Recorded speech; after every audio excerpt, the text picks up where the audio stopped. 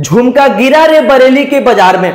बात तो सही है। मान लो वही झुमका बरेली के बाजार में ना गिरकर बनारस के प्यार में गिरता तो क्या होता। यहां प्यार जो है वो नदियां है, यानी झुमका नदियों में या समुद्र में गिरता तो क्या होता। सिंपल है संजीत भैया, झुमका डूब जाता।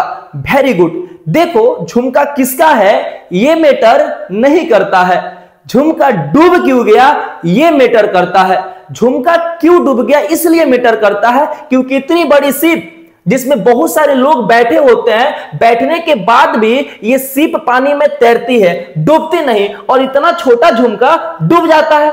तो देखो इसके पीछे वजह है आर्किमिडीज प्रिंसिपल। चलो एकदम सिंपल में समझाते हैं। मान लो हमारे पास एक बाल्टी है जिसमें पूरा पानी भरा हुआ है, तुम उसमें अपने एक पैर को डालते हो तो क्या होता है, कुछ पानी बाहर आता है। जो पानी बाहर आता है उसको डिस्प्लेस वाटर कहा जाता है, और जो डिस्प्लेस वाटर का जितना वेट होगा उतना ही तुम्हारे पैरों के ऊपर फोर्स लगेगा। अब ये पैरों के ऊपर फोर्स लगाएगा कौन, तो बाल्टी में जो बचा हुआ पानी है वो तुम्हारे पैरों के ऊपर फोर्स लगाएगा। यानी सिंपल में बोले तो जितना बाल्टी से पानी बाहर आएगा उतना ही ज्यादा बचा हुआ पानी तुम्हारे पैरों के ऊपर फोर्स लगाएगा। यही वजह है कि शिप नहीं डूबती है। यहां चलो तुमको हम समझाते हैं। देखो जो शिप है इसका सरफेस एरिया बहुत ज्यादा होता है, और सरफेस एरिया बहुत ज्यादा होने की वजह से ये बहुत लार्ज अमाउंट ऑफ वाटर को डिस्प्लेस करता है, और बहुत अधिक वाटर के डिस्प्लेस करने की वजह से जो नीचे वाला पानी है वो शिप के ऊपर बहुत अधिक फोर्स लगाता है, जिसको बायोंट फोर्स बोलते हैं। और वही बायोंट फोर्स बहुत अधिक होने की वजह से